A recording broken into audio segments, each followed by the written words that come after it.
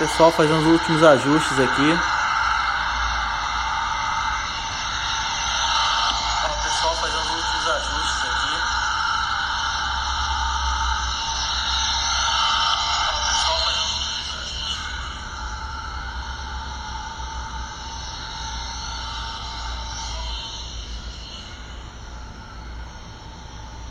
Estão conseguindo escutar direitinho aí?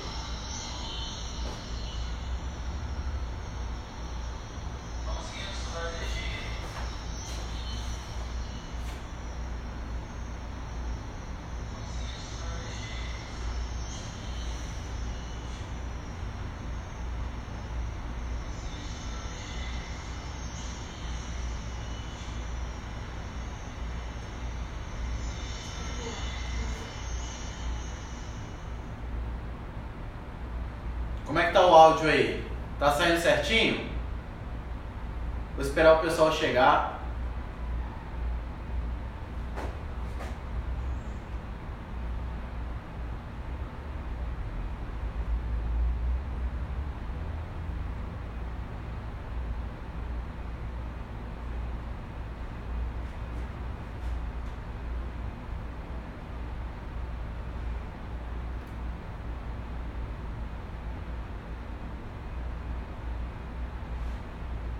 Como é que tá a imagem aí pra vocês?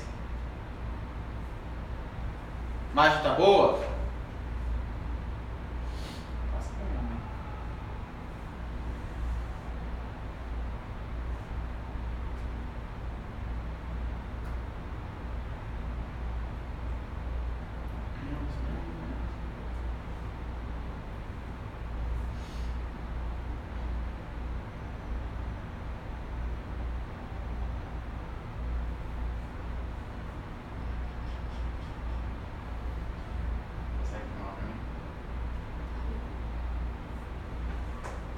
Beleza, beleza. Vou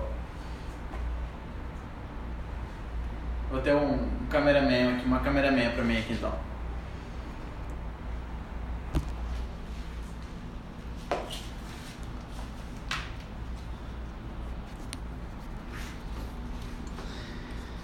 Como é que tá aí agora? Deixa eu chegar mais pra frente.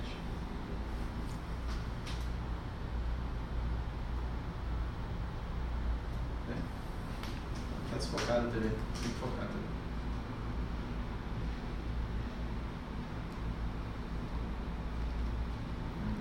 E agora? Melhorou aí? Pode só na TV. Como é que tá o foco na TV agora? Tudo bem? Som também? Toma cuidado com o fone, pra você não botar no fone. Como é que tá o áudio agora? Tudo bem? Estão escutando bem aí?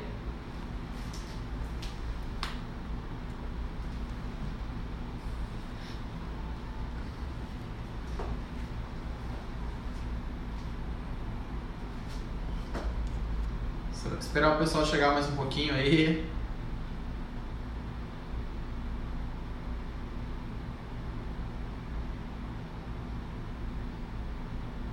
Vamos lá então, vamos começar aí. Então hoje a gente vai falar um pouquinho sobre o meu trabalho. Eu trabalho lá no Teatro Municipal com os bailarinos. Já tem 4 anos que eu trabalho com eles lá. Então, desde 2014 e até esse ano, mais ou menos. Então, a gente tem um trabalho legal. Agora que a gente está começando a ter um trabalho mais preventivo, avaliando os bailarinos, né? Porque esse trabalho curativo ele demanda muito tempo e é muito gasto. Tá? Gasto não é de dinheiro, mas do fisioterapeuta, do paciente. Então, o ideal é investir na prevenção, a gente detectar o que aquele bailarino tem, tá? De déficit ou não, tá? E a gente tentar, a partir disso, montar um programa para que ele melhore, enfim, a função e a performance. Tudo bem? Então eu vou seguir aqui, esse é um esquema que eu montei para vocês, é um slide que eu montei para vocês, para falar um pouquinho sobre o trabalho, para falar um pouquinho sobre como eu atuo lá, quais são as principais lesões que a gente tem lá no balé. E eu vou começar um pouquinho aqui, eu estou com o celular na mão, Eu tô com teclado na mão também, porque eu vou passar por aqui, tá? E se alguém tiver alguma pergunta, eu vou estar vendo nesse celular, tá bom? Então eu vou pedir para dar o foco aqui agora no nosso slide. A gente vai começar. Bom, me apresentando, meu nome é Lucas Rodrigues, eu sou especialista em traumatortopedia, faço mestrado lá no FRJ, estou no 2º ano de mestrado lá do FRJ. Como eu falei, eu sou fisioterapeuta lá do balé, do Teatro Municipal do Rio de Janeiro, tá bom? Então vamos lá, vamos falar um pouco sobre o balé. O que é o balé, né? De onde ele começou? Muita gente acha que o balé começou lá na França, né? Mas não, na verdade o balé começou lá na Itália, com uma com uma senhorita chamada Catarina de Médici, né? Catarina de Médici era das cortes italianas, né? E o balé, né, era uma coisa muito nobre, era uma dança onde só tinha nas cortes. Só que o que aconteceu? Por que ele foi para a França, o balé? Ela casou, né, com esse rapazinho aqui de boina, né, com essa roupa super bonita aí. Casou com ele, Dom Luiz, eu esqueci qual é o Dom Luiz alguma coisa, tá? Não tem problema. Casou e levou o balé lá para a França, tá?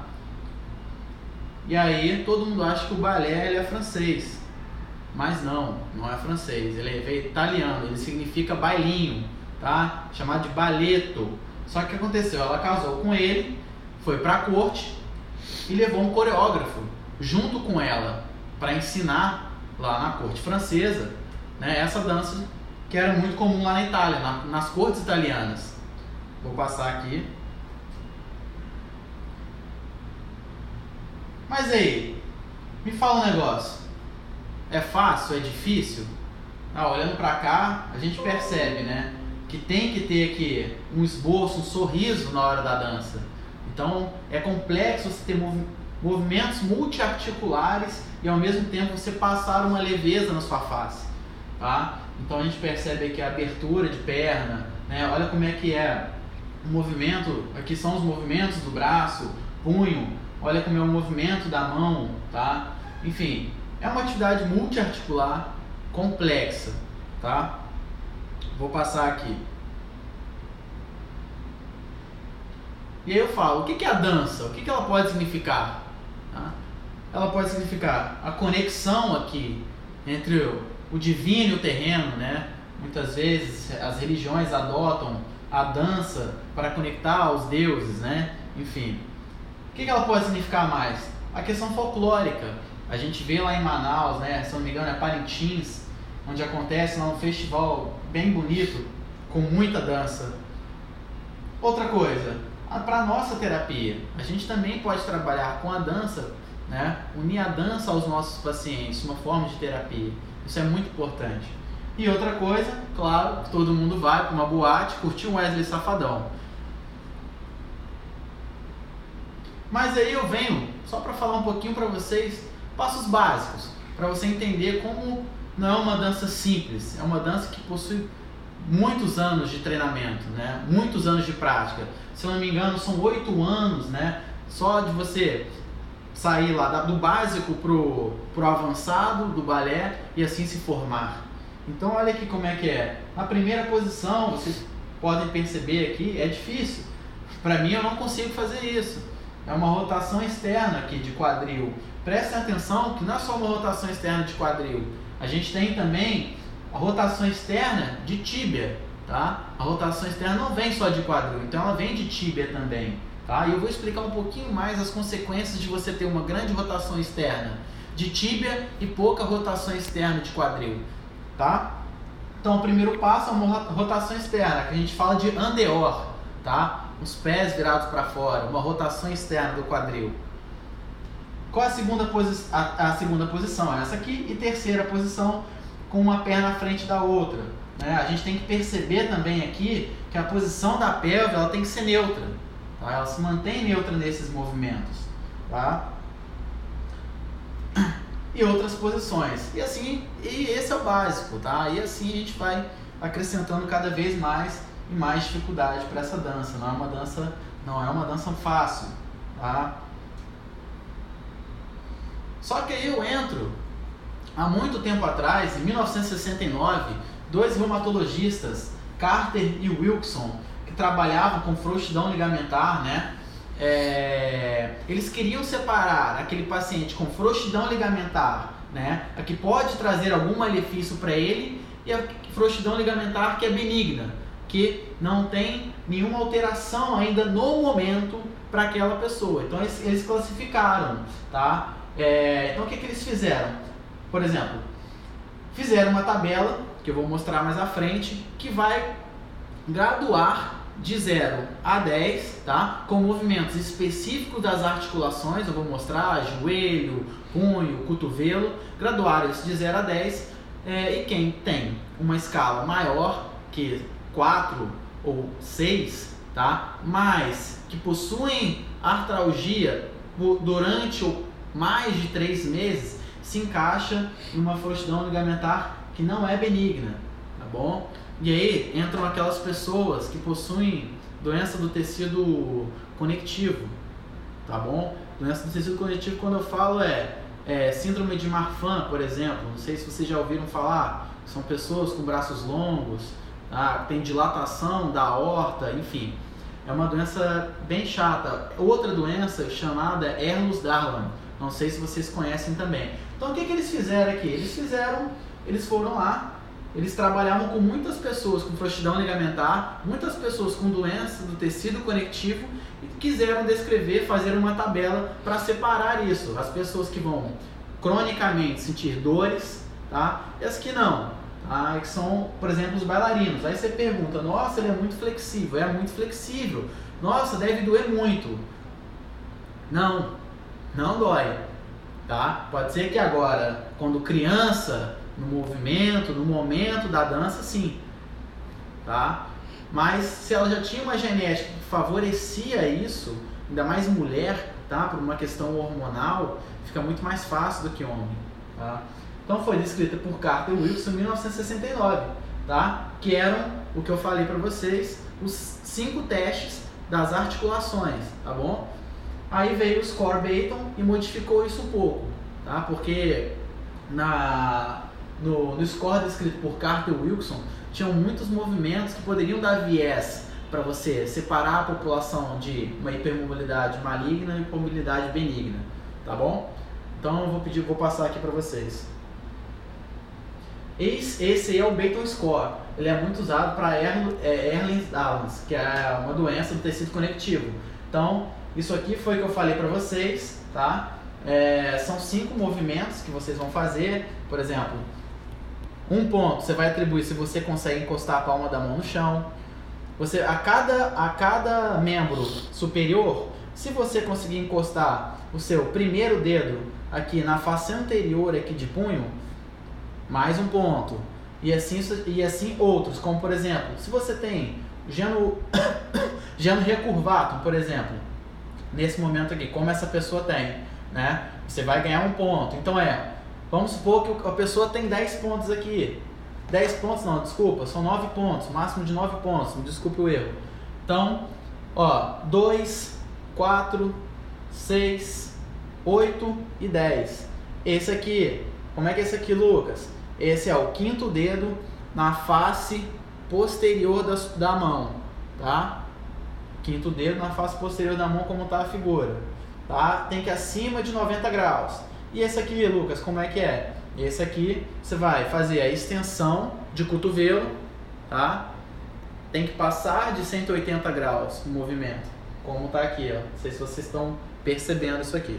Tudo bem? Alguma pergunta aí, galera? Vamos lá? Eu tô com o celular aqui, se alguém tiver alguma perguntinha, eu vou tentar solucionar aqui pra gente debater, pra gente conversar aqui entre a gente. Então, esse é o Baton Score, tá? Se alguém aí tinha alguma curiosidade, nunca viu, enfim, esse é o Baton Score, pode procurar lá, tá? Isso aqui eu achei num site num site inglês. Alguém tem alguma pergunta para fazer? Como é que tá aí? Não?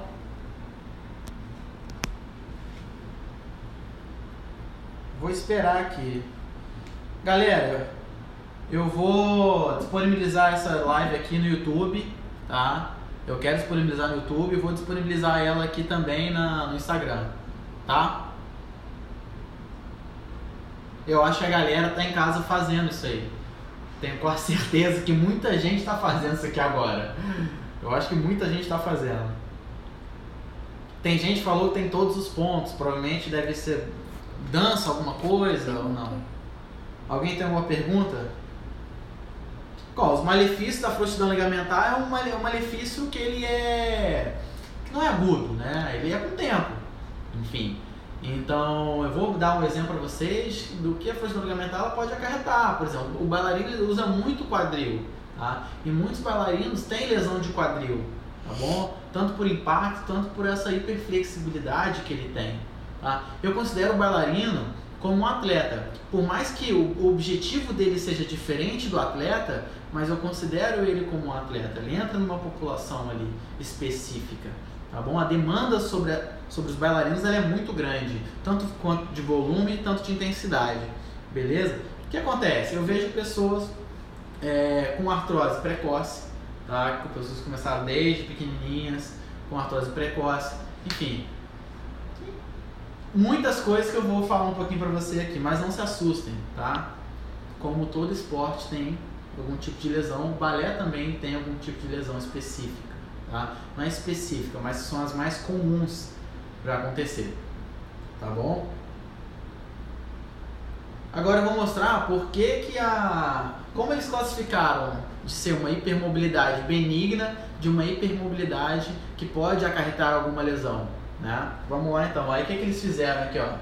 Aí um Beighton Score maior, que dê 4 ou maior que isso, né? E uma artralgia por mais de 3 meses em 4 ou mais articulações. Então, para você se encaixar nesse critério principal, você precisa ter duas coisas, tá? Um score 4 ou acima disso, ou uma artralgia por mais de 3 meses em 4 ou mais articulações. Esses são os critérios menores, tá bom?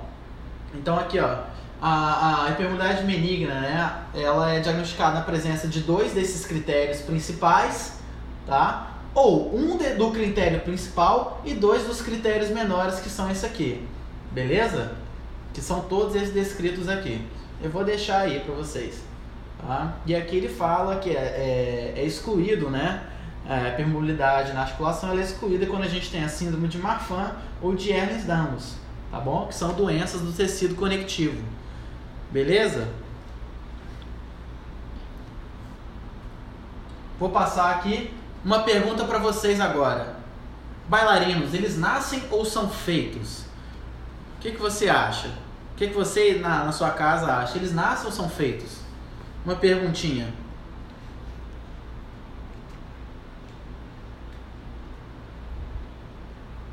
Vou esperar a galera responder aí pra gente criar vou botar uma musiquinha de suspense. O que vocês acham? Bailarinos nascem ou são feitos? São feitos? Nascem? São feitos?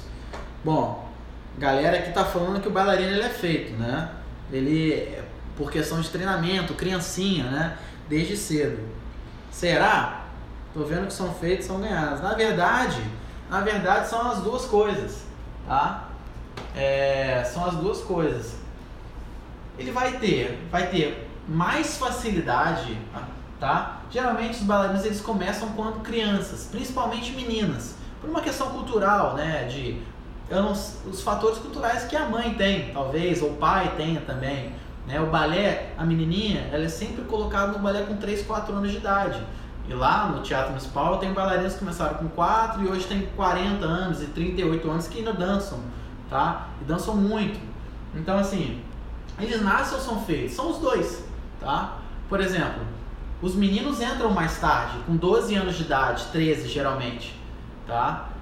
Eles nascem ou são feitos? Eu acredito que são mais feitos do que nascem, na verdade, né? Mas na verdade existem as duas coisas, a predominância genética na mulher, uma questão hormonal da mulher, tá? A gente tem que entender que essa questão de hipermobilidade, ela é diferente da questão do homem, tá? E da questão da mulher por questões hormonais, tá bom? Então, na verdade, são os dois. Eles nascem e são feitos. Vamos lá aqui.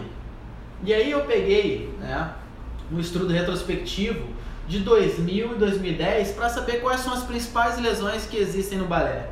Então foram feitos 10 anos de análise.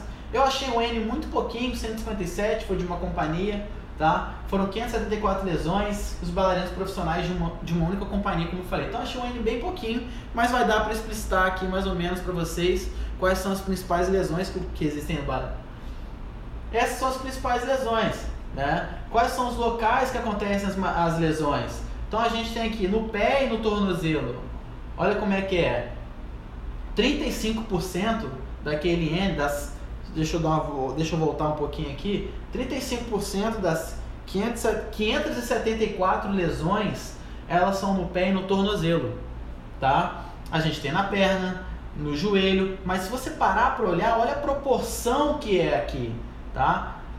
Depois disso, vem aqui, ó, coluna lombar, tá? Que vem aqui mais ou menos uns 20% daquelas lesões.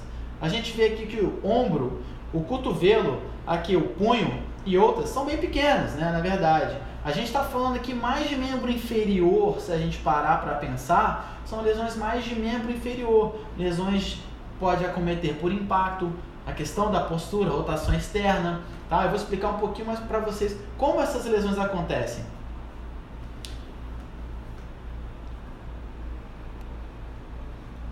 E aí, quais são os diagnósticos mais comuns, né? Quais são? Contratura da musculatura da lombar, tá? A gente está falando de músculo. Aqui eu estou falando de tornozelo, entorse de tornozelo, muito comum, tá? Contratura de músculos torácicos, ali da região torácica, tá? Tendinite aqui, tendinopatia do tendão de Aquiles, do tendão gastrocnêmio, do tríceps sural, tá? Fratura por estresse e metatarsalgia, que acontece aqui, ó. Na verdade, a metatarsalgia, ela vem evoluindo para uma fratura por estresse. Eu vou explicar um pouco isso mais. E aqui, ó, esse rapaz aqui também é um vilãozinho. Por mais que ele não apareça aqui nesse estudo, o tibial posterior tem uma função muito importante no balé. Vou passar.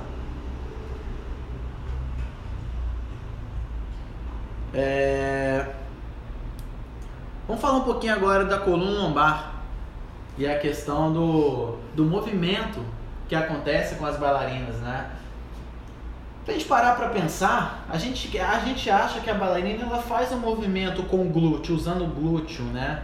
Mas na verdade você percebe aqui que está em rotação externa o pé da bailarina. Ela usa até glúteo, mas como é que está o glúteo médio dela aqui agora também? Tá? Quando ele faz rotação externa, o que acontece com o glúteo médio? Ele diminui, ele aproxima a inserção de origem, na verdade. Então ele perde um pouco a função dele no momento de estabilizar. E o que acontece? A gente tem um ganho, de ADM importante dada pela musculatura posterior aqui, que é o músculo iliocostal, longuíssimo, o músculo espinhal. Tá? São os músculos importantes que fazem esse arco, essa configuração à bailarina. Então, com a demanda muito grande, volume e intensidade muito grande, de ensaio e de apresentações, é comum, tá? A gente ter contraturas, enfim, tá? Por aumento de frequência de ensaio nessa musculatura. Por quê? Pelo movimento que a gente precisa na lombar e torácica para fazer o movimento. E a gente tem que perceber também a torção que o bailarino entra, tá? Como é que tá esse lado direito aqui, ó? Como é que tá esse dimídio direito dessa bailarina? Olha como ele tá totalmente diferente do dimídio esquerdo. Aqui eu tô buscando mais estabilidade, tá? Olha esse tornozelo, como é que ele tá aqui. Ele tá instável agora, nesse momento, numa ponta? Com certeza ele tá instável, tá? Não é que ele esteja instável, propensão à instabilidade ele é maior, entendeu? Vou passar um pouquinho para vocês entenderem. Joelho, que é comum, é muito comum esse movimento aqui, ó, chamado plié, onde você mantém o calcanhar no chão, tá? E faz um movimento de agachamento. Mas o que eu quero que vocês percebam, eu vou falar um pouquinho de semitendíneo graço sartório, que é chamado pata de ganso, pata anserina, tá? No movimento que eles estão fazendo aqui, o que acontece? O centro de gravidade, ele se desloca um pouco para frente, tá? Só que o que é comum aqui? O bailarino ele fez uma rotação externa de tíbia, tá? Ele tá com uma rotação externa também aqui de quadril.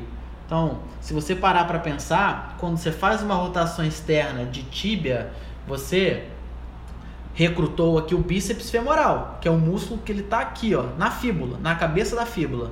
Então, o bíceps femoral faz a rotação externa, só que quem segura esse joelhinho aqui agora com a gravidade, claro, passando um pouco mais anterior, caindo mais aqui para o arco longitudinal do pé, um pouco mais anterior desse arco, medial a esse arco. Então, quem vai segurar nesse momento é a musculatura aqui de semitendino graço sartório, que vai dar estabilidade, tá, para o movimento, para esse joelho. Então, é muito comum o paciente chegar com alguma tendinopatia de pata de ganso, pata anserina, dessa musculatura aqui que vai sustentar.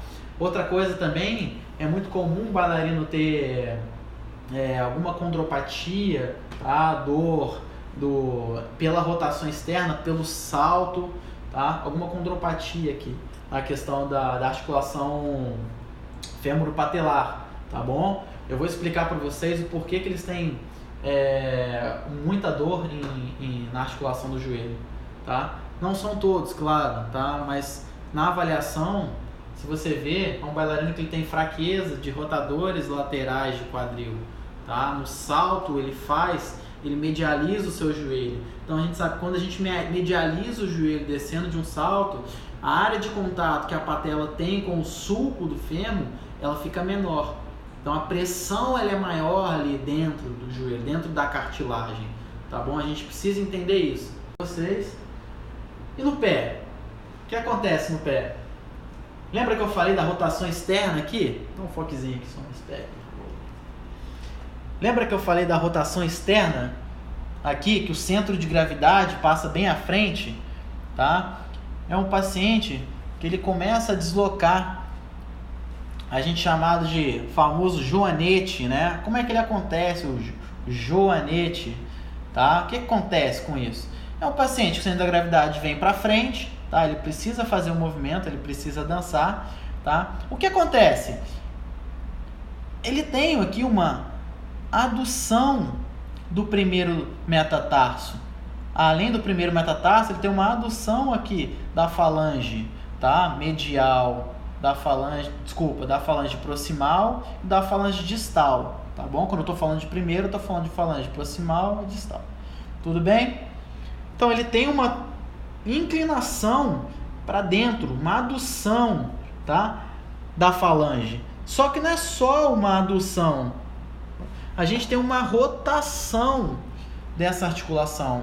O peso, a gravidade, o peso está passando todo aqui sobre o primeiro metatarso, na articulação metatarso-falangiana. Então, na verdade, existem dois ossos sesamoides aqui embaixo, para aumentar o braço de alavanca da musculatura flexora que passa aqui. Então, a gente tem uma torção, tá? Uma torção dessa articulação, além de uma adução. Então, ele aduz e gira, tá? Só que qual o problema? Quem passa aqui embaixo é o flexor longo do hálux, tá? Que passa nesse túnel aqui, ó.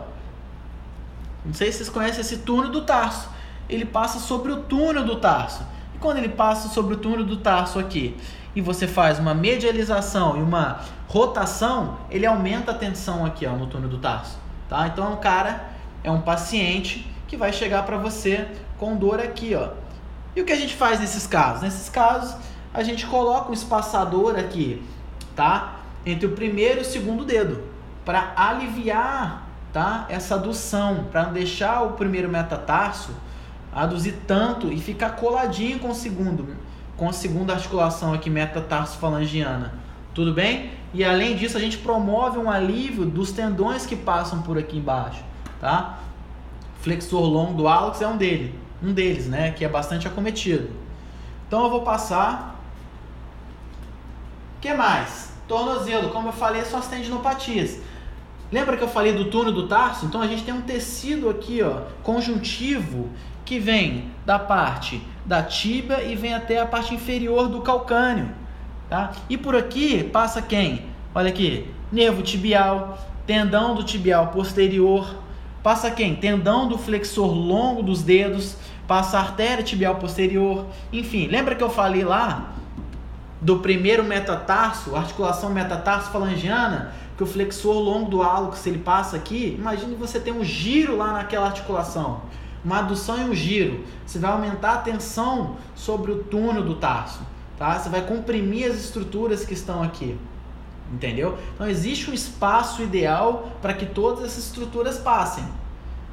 Se eu em algum momento reduzo esse espaço por onde essas estruturas passam, eu posso ter futuramente algum problema, tá bom?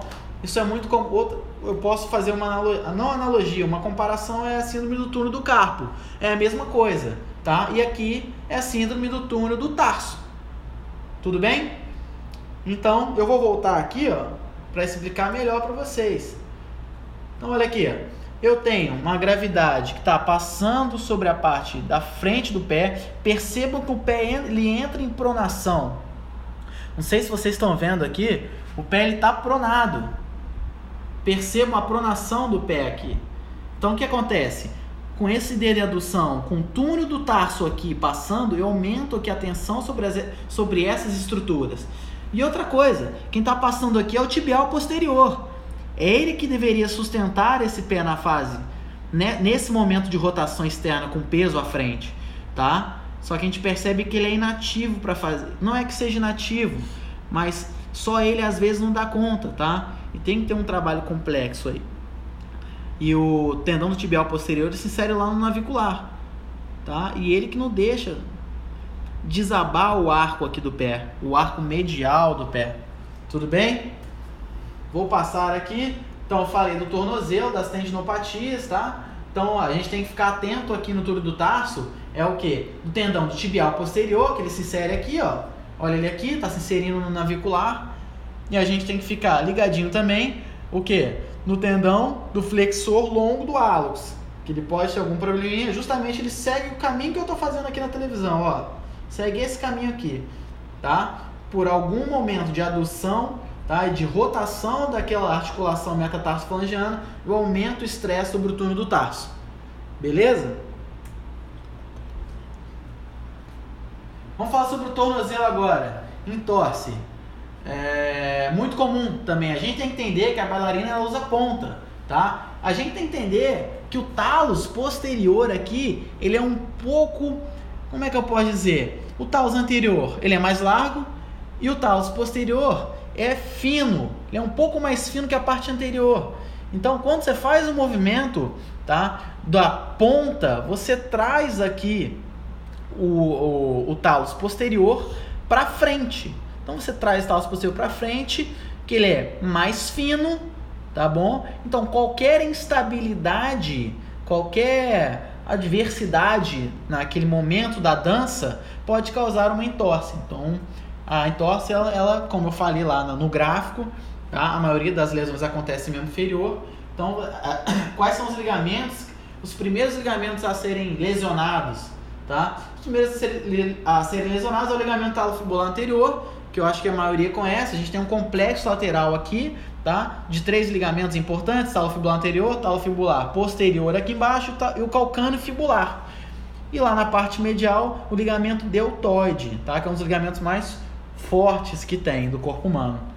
Tudo bem?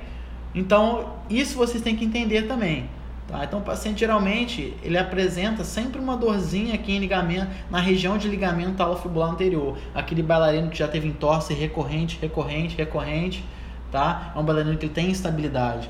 Então, a gente precisa ficar de olho nessa questão de dar estabilidade para esse tornozelo, dar estabilidade para esse quadril. Eu preciso ver como esse quadril está agindo, eu preciso ver como é que esse joelho está agindo, eu preciso ver como é que esse tornozelo está agindo, tá? Então, o foco, como eu falei, não é só em uma estrutura. Você precisa entender o que está acontecendo no quadril daquele paciente. Ele está medializando aquele joelho, ele está fazendo o genovalgo na hora que ele salta. Como é que tá?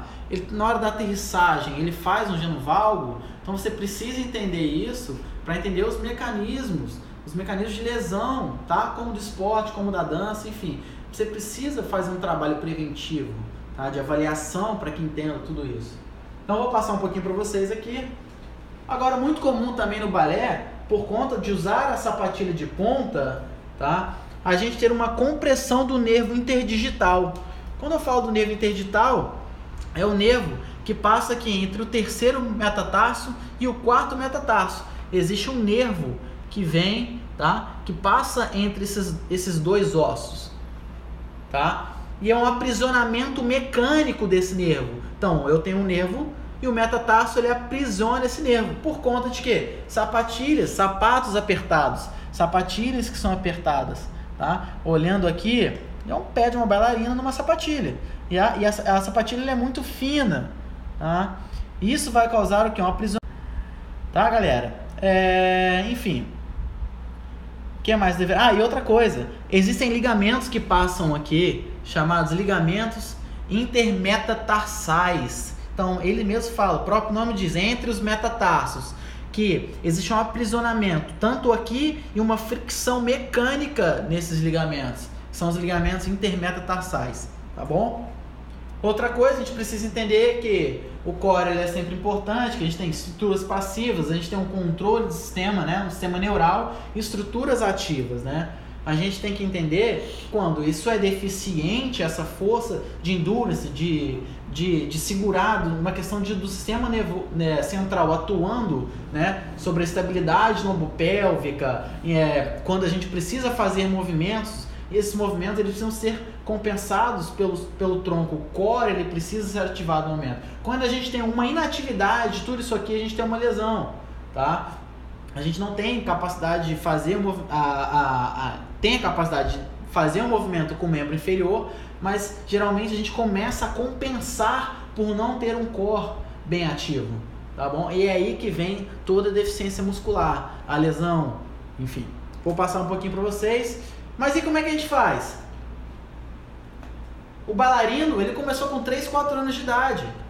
Ele começou lá pequenininho, tá? Não conseguia fazer uma abertura, não conseguia, então ele foi forçado a fazer sempre isso, tá? Então o que eu falo o bailarino ele tem um limiar de dor mais alto. E quando ele vem pra gente, quando ele vai pra fisioterapia, ele está no estágio avançado daquela lesão, tá? Então fiquem atentos nisso. O bailarino, por uma questão cultural, começar desde cedo, ele tem uma questão de limiar de dor mais alto, tá? Então fiquem atentos nisso. Entre sempre numa questão preventiva com eles. Vou passando aqui. O que fazer? Vai chamar o Chapolin? Não tem como, meu amigo. Não vai chamar o Chapolin. Não vai resolver para você. O que a gente vai fazer é educar esse paciente, tá? Então, se ele tem um limiar de dor mais alto, a gente precisa educar esse paciente, né? A moça aqui ensinando o Arnold Schwarzenegger a balé. Não sei se vocês sabem, mas o Mr. Olympia aí, ele já fez aulas de balé, tá? E é muito importante. Muita gente faz hoje ainda, tá? Eu sei que muita gente tem ainda o preconceito ainda, né? Enraizado, enfim. Complicado isso, mas muita gente ainda faz balé para potencializar a musculatura, enfim, porque é muita isometria, né? E aí o que eu falo se a gente não tem como agir por coisas mais difíceis, se você está tem um grupo muito grande e não consegue agir por questões de estruturas e questões burocráticas, o que você pode fazer? Pegue coisas simples e que dão resultados. Por exemplo, eu tenho um rolo miofascial. Rolo miofascial, a gente já sabe que o rolo ele aumenta a amplitude articular, ele pode fazer isso. Além disso, ele diminui a dor muscular tardia. Então você que tem lá uma escolinha de balé, enfim, tem um estúdio, mas que não pode investir tanto, isso aqui é uma solução para a gente começar, tá? Bom, minha bateria está acabando, eu vou passar aqui, tá? Existem vários exercícios que a gente pode fazer, mobilização torácica, enfim, esses são exercícios, se alguém quiser, depois eu passo o livro para vocês. Enfim, são músculos aqui que fazem rotação externa, piriforme, gêmeo inferior, gêmeo superior. Esse é o DHG paralelo, que a gente pode trabalhar com elástico, enfim. São vários exercícios. Outra coisa que a gente pode fazer é trabalhar a questão do bailarino, a questão da utilização do glúteo máximo. É o bailarino que ele deixa de usar o glúteo máximo e o glúteo médio, tá? Ele atua, mas no momento, como você sabe, o semitendino ele também faz um movimento de extensão para ajudar o glúteo no movimento de extensão com a perna estendida, tá? Então, como os movimentos são com a perna estendida, o bailarino tende a ter uma maior contração de semitendíneo e pouca contração de glúteo máximo. Então, treine esse paciente a ter uma contração de glúteo máximo. Treine, tá? Porque a gente percebe que é uma musculatura super rígida e o glúteo máximo ele não suporta, tá? Tantos movimentos de extensão. Então ele também é um estabilizador, um estabilizador do quadril. Ele também faz a rotação externa do quadril. Então a gente precisa sempre estar atento ao glúteo máximo, tá? Essa é a referência. Se vocês quiserem eu posso passar para vocês. Eu vou voltar aqui bastante coisa. Vou voltar. Bom, deixa eu colocar isso aqui.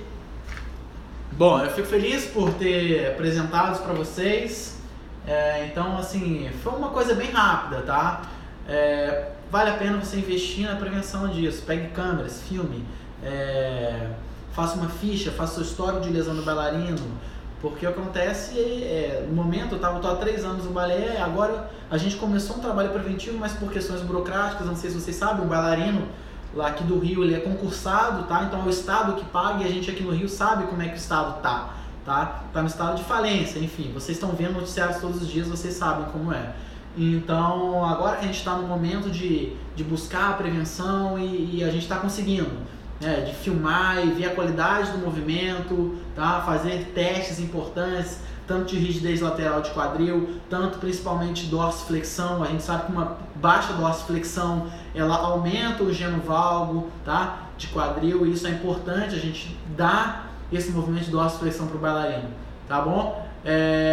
Então é isso, eu queria agradecer muito a vocês por terem ficado aí até agora, aturando um pouquinho esse ao vivo aí, tá bom? Então um abraço, chamem os amigos para curtirem o papo de fisioterapeuta, tá? Gostaria de agradecer a todos vocês, seguidores, muito obrigado por tudo, sem vocês nada disso aqui estaria acontecendo, tá bom? Então um abraço para todos, tchau, tchau.